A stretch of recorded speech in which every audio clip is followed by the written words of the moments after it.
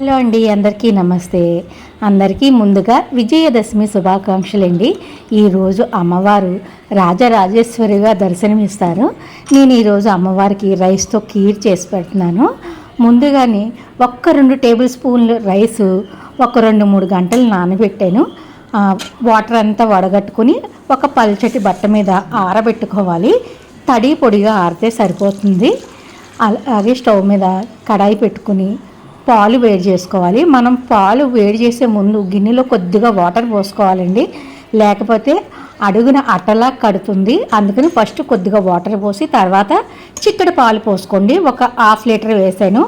1/2 లీటర్కి 2 టేబుల్ స్పూన్ల బియ్యం సరిపోతాయి. మనం బియ్యాన్ని కాస్త బరకగా మిక్సీ పట్టుకోవాలి. రవ్వలాగా మిక్సీ పట్టి ఆ పౌడర్ని పాలల్లో వేసుకుని ఉడికించుకోవాలి. మంట సిమ్లో ఉంచి మాత్రమే ఉడికించాలండి. ఇది కొంచెం టైం పడుతుంది ఉడకడానికి. ఇలాగా మెత్తగా ఉడికిన తర్వాత కొద్దిగా షుగర్ వేసుకోవాలి. అలాగే ఇలాచీ పొడి కూడా వేసుకొని మీకు నచ్చిన డ్రై ఫ్రూట్స్ ఆవునేతిలో వేయించి పాలల్లోని కలుపుకోవడమే రెడీ అయిపోతుందండి. రైస్ కీరు చాలా రుచిగా ఉంటుంది. అమ్మవారి నైవేద్యానికి చాలా బాగుంటుందండి. అందరికీ విజయదశమి శుభాకాంక్షలు.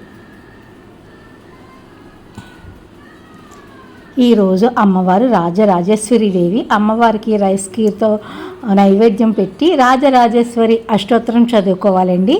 మళ్ళీ మరొక వీడియోలో కలుద్దాం. అంతవరకు బాయ్ బాయ్ ఫ్రెండ్స్.